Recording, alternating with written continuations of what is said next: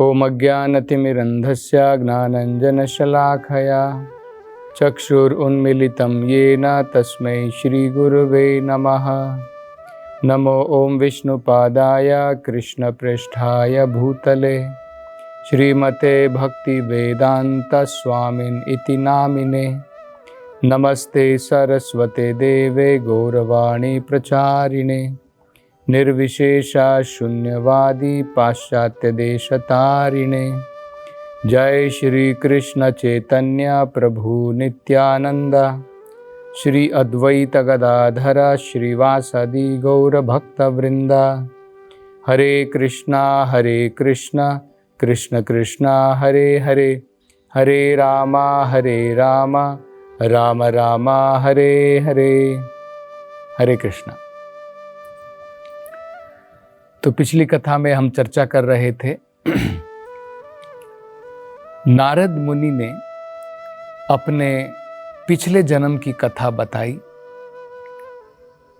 किस प्रकार महान साधुओं के द्वारा, महात्माओं के द्वारा दीक्षा प्राप्त करने के पश्चात उनके कहे अनुसार भगवान के ऊपर उन्होंने ध्यान लगाया और तत्काल उनको भगवान के दर्शन प्राप्त हुए।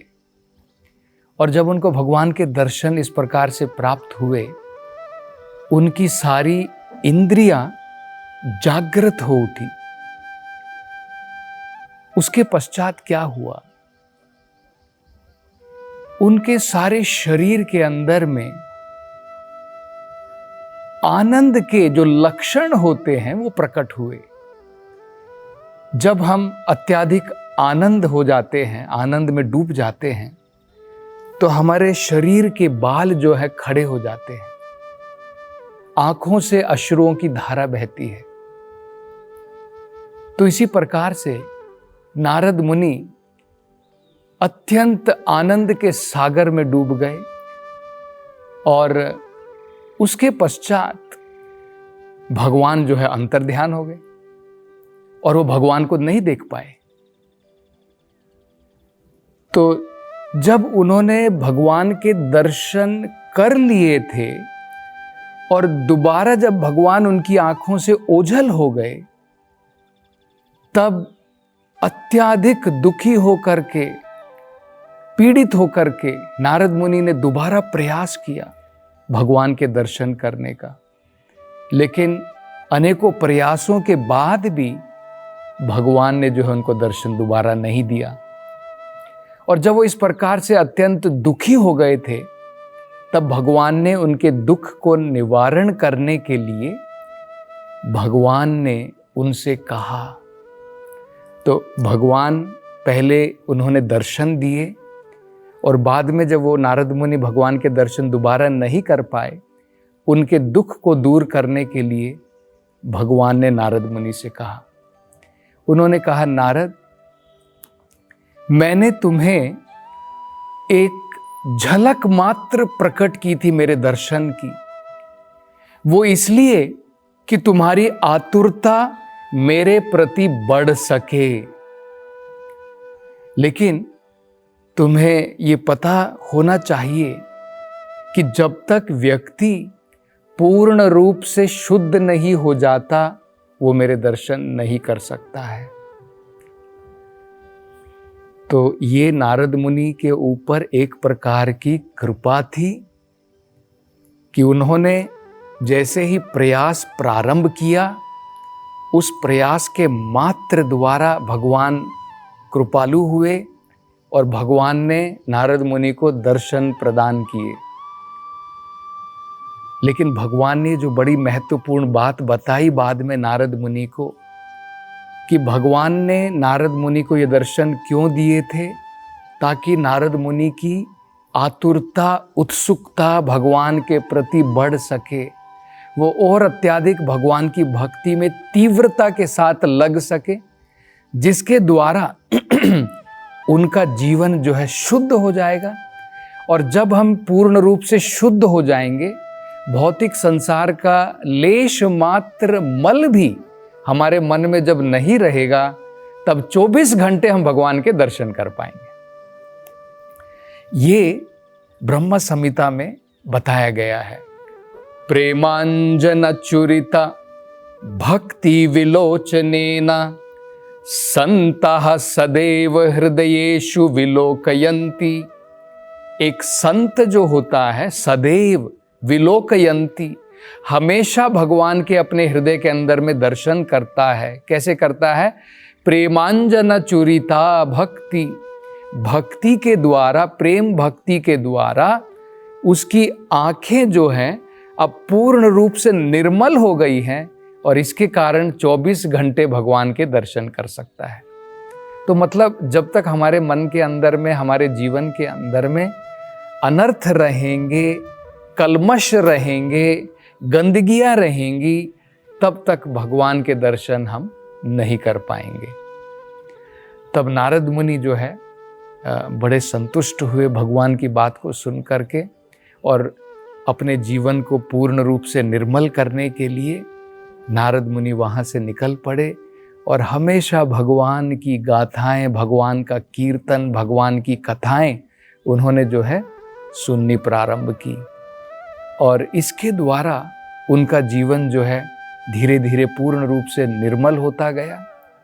और अंत में जो है जब वो उनका मन पूर्ण रूप से भगवान में तत्पर था, भगवान में लीन हो गया था, उस समय में उन्होंने अपनी देह का त्याग किया और उन्हें आध्यात्मिक देह की प्राप्ति हो गई। ये भौतिक देह हम इस संसार में छोड़ करके आध्यात्मिक संसार में आध्यात्मिक देह के साथ में प्रवेश कर सकते हैं।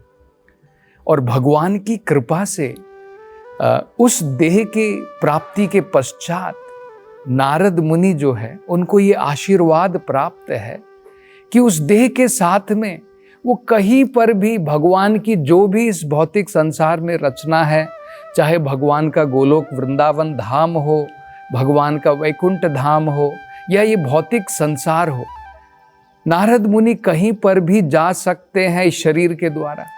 हम लोग नहीं जा सकते हैं। यहाँ से भी अगर हमको चंद्रलोक, सूर्यलोक, स्वर्गलोक में भी जाना हो तो अलग प्रकार की देह की प्राप्ति करनी पड़ती है। लेकिन नारद मुनि जो है, अब जो उनको आध्यात्मिक देह की प्राप्ति है, उस देह के साथ में नारद मुनि कहीं पर भी जाते हैं और अपनी वीणा बजा करके भगवान की महिमाओं का हमेशा गान करते रहते हैं। तो नारद मुनि जो है इस प्रकार से वेद व्यास को बताते हैं उन्होंने अपने जीवन के अंदर में सफलता किस प्रकार से उन्होंने जो है प्राप्त की। और यही प्रेरणा वो वेद व्यास को देते हैं। उनको कहते हैं कि हे व्यास, जिस प्रकार से भगवान की भक्ति के द्वारा मैंने अपने जीवन के अंदर में सफलता प्राप्ति की और मेरा जीवन जो है पुराना जो जीवन था एक प्रकार से किसी उच्च घराने में नहीं था, मेरी उच्च शिक्षा भी नहीं थी, लेकिन भगवान की भक्ति के प्रभाव के कारण मैंने जो है जीवन में सफलता प्राप्त की।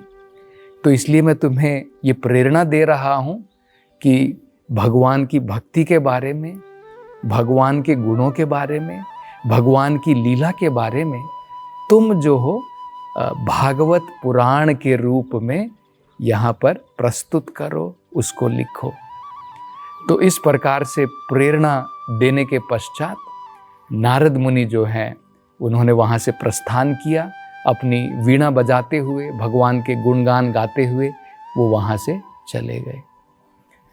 तो ये बड़ा महत्वपूर्ण है। देखिए भगवान किस प्रकार से अपने शुद्ध भक्त जो होते हैं उनको प्रेरणा प्रदान करते हैं अपने शुद्ध भक्तों के द्वारा। वेद व्यास वो चिंतित थे, लोगों की भलाई चाहते थे और भगवान ने उनको प्रेरणा दी और उस प्रेरणा के साथ में भगवान ने नारद मुनि जी को भी वहाँ पर भेज दिया। तो नारद मुनि अब जो हैं उनको वो निर्देश देते हैं और अब उनके आदेश के अनुसार वेद व्यास जो है वो भी अब भगवान के ऊपर भक्ति के साथ में ध्यान लगाते हैं।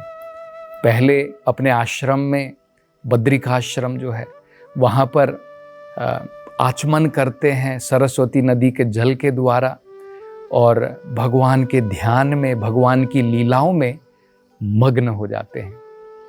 और बड़े सुंदर श्लोक जो है भागवत में बताए हैं कि इसके बाद जब वेद व्यास ने नारद मुनि के निर्देशों का पालन किया कि वे भी अपने मन के द्वारा भगवान के भक्ति के द्वारा भगवान की लीलाओं में मन लगाएं, और उसके बाद में जब भगवान उनको प्रेरणा देंगे तो उसके अनुसार भागवत की रचना वो करें, तो उसके बारे में बड़ा सुंदर जो है भागवतम के अंदर में श्लोक बताए जाते हैं। वेद व्यास ने क्या किया? भक्ति योगेन मनसि सम्यक प्रणिहिते अमले। भक्ति योगेन मनसि, अपने मन को भक्ति योग के द्वारा भगवान में उन्होंने लीन किया। भक्ति योगेन मनसि सम्यक प्रणिहिते अमले, और उसके फल स्वरूप उनको क्या प्राप्ति हुई? सम्यक का मतलब होता है पूर्ण रूप से। सम्यक प्रणिहिते अमले, उनका मन जो है भक्ति योगा के द्वारा पूर्ण रूप से निर्मल हो गया।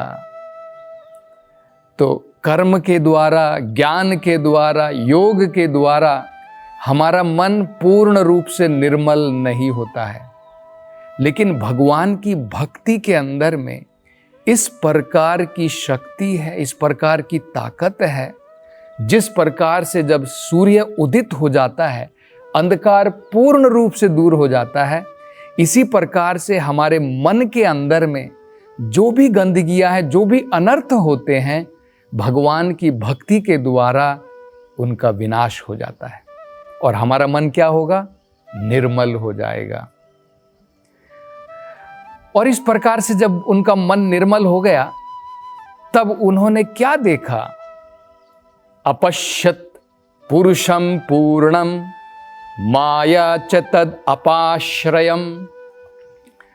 उन्होंने देखा अपश्यत पुरुषम पूर्णम, पूर्ण पुरुष भगवान जो स्वयं में पूर्ण है, कंप्लीट है, उन भगवान के दर्शन किए।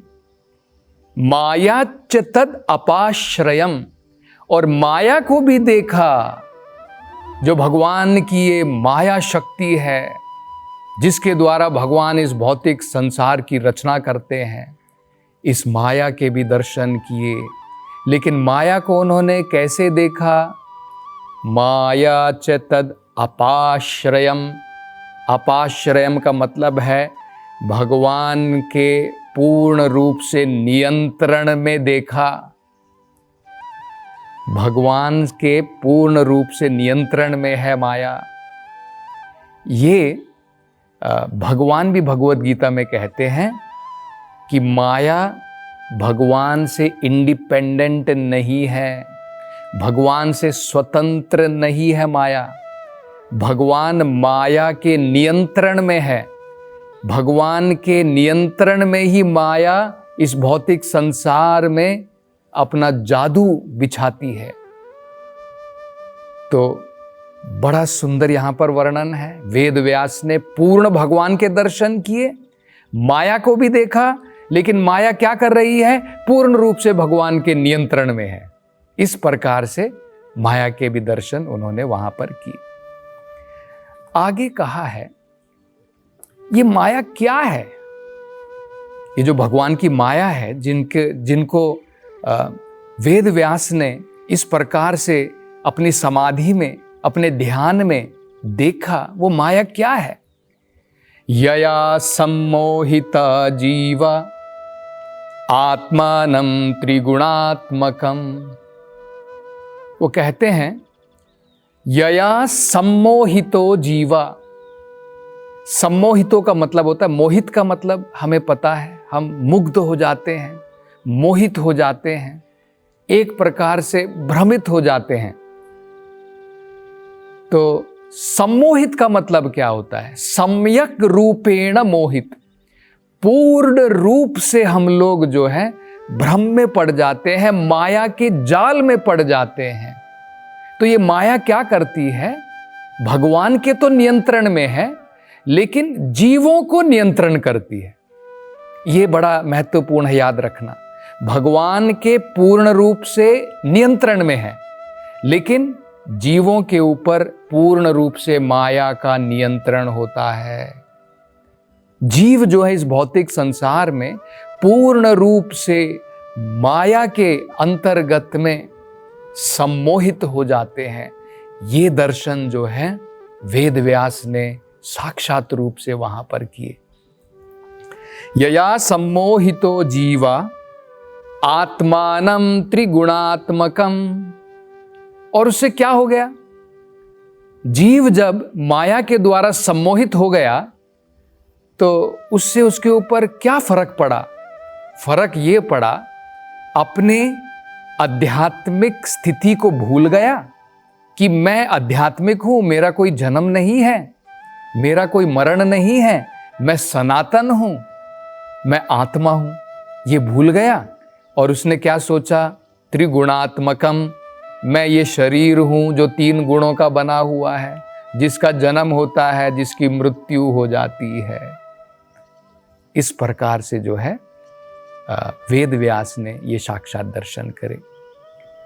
और इसके बारे में अधिक चर्चा हम अगली कथा में करेंगे। हरे कृष्णा।